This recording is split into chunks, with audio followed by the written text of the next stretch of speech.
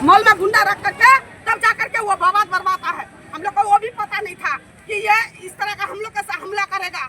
अचानक हमला करवा दिया हमारा घर में, आग लगवा देंगे घर में। क्यों बोलेगा आग लगवा देंगे? हम किसी का जमीन में बैठे, फिलहाल नाम का जमीन है। किशनगंज के ठाकुरगंज में भू माफियों का आतंक, हरिजन परिवारों के घर में तोड़फोड़, आगजनी से तनाव। ठाकुरगंज में भूमाफियों ने हरिजन परिवारों को निशाना बनाते हुए रविवार को उनकी लाल कार्ड वाली जमीन हड़पने की कोशिश में घरों में तोड़फोड़ और आगजनी की। गुस्साए लोगों ने सड़क जाम कर विरोध प्रदर्शन किया, जिससे इलाके में तनाव व्याप्त है।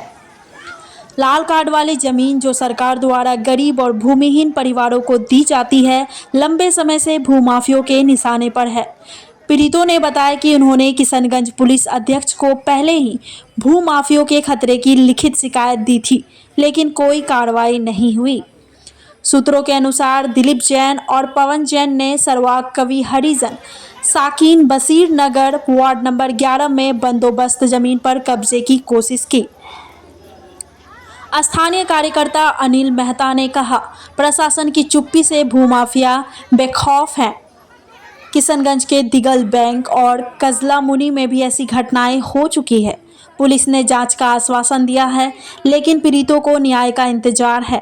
लोग कठोर कार्रवाई की मांग कर रहे हैं ताकि गरीब परिवारों का हक सुरक्षित रहे। आप देख रहे हैं ब्यूरो रिपोर्ट, दर्पण लाइव टीवी समाचार कटिहार। मितुआ साहब आया था, हम लोग घर पे नहीं थे। हाँ, हमारा घर में खाली 2 लेडीज था और यहाँ पर आग लगाने के लिए तैयार था कि ये हमारा जमीन है। पदमचंद बोला कि हमारा जमीन है। दिलीप जैन पदमचंद दोनों बोला है, भाई तीनों भाई पदमचंद दिलीप जैन रात को मंगा करके तब ला करके रखा था। और आधा सोतार सब वहाँ पर प्लेटफॉर्म में है, मितुआ साहब और भी है सोतार सब वहाँ पे।